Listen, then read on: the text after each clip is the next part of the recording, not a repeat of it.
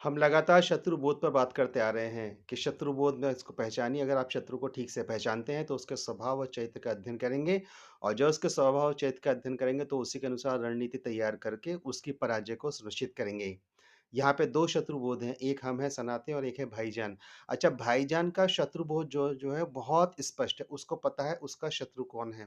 यदि उसको पता है उसका शत्रु कौन है तो ये बात कांग्रेस को भी पता है कि भाईजान का शत्रु कौन है। और भाईजान इस देश में एक बड़ा वोट बैंक है, इसलिए कांग्रेस इस भाईजान को नहीं छोड़ेगी क्योंकि उसे पता है कि अपने शत्रुबोध के विरुद्ध यह भाईजान हमको वोट दे देगा। हमको बस इसको ये बताना है कि देखो हम तुम्हारे हितैषी हैं।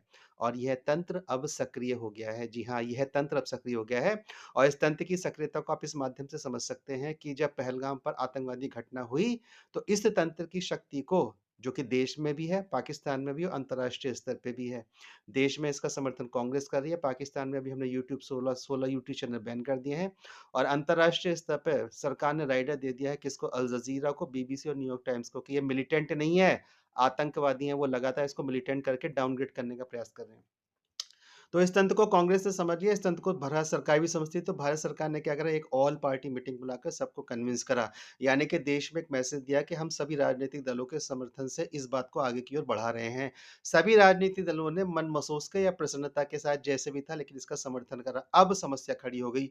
अब यदि वो इस समर्थन से पीछे हटते हैं तो उनकी हिंदुओं के बीच की छवि खराब होती है और अगर वो इस आतंकवादी घटना का समर्थन करते दिखाई देते हैं तो भाईजान का वोट बैंक उनसे छिचक जाएगा। अच्छा, भाईजान का जो वोट बैंक है वो इनका मेजर वोट है क्योंकि हिंदुओं ने तो लगभग वोट करना कांग्रेस को बंद कर दिया। इक्का-दुक्का हिंदू परसेंटेज जो वोट आता है, अगर आप टोटल परसेंटेज ऑफ वोट देखेंगे नेशनल लेवल पे तो उसमें से मेजॉरिटी वोट जो निकल के आ रहा है वो भाईजान का निकल के आ रहा है। तो अब क्या करा जाए? क्योंकि माँ-बहन, माँ-बेटी, माँ-बेटा और भाई-बहन तीनों के तीनों संसद में हैं। करा क्या जाए? क्योंकि ऑल पार्टी मीटिंग में तीनों अपना प्रतिनिधित्व करते हैं।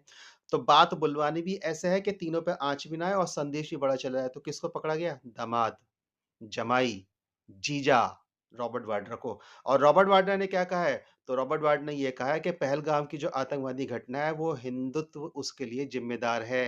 कर दिया भाईजानों को एड्रेस, क्योंकि उन्हें पता है कि भाईजान का शत्रुबोध बहुत क्लियर है और भाईजान हिंदुओं को अपना शत्रु मानता है। इसलिए भाईजान को संतुष्ट करो, तुष्टिकरण की नीति करो और वोट बैंक को अपने पास रख लो। इसके लिए आपको भारत का विरोध करना पड़े तो इसमें से भी हम कोई परहेज़ करने वाले नहीं हैं।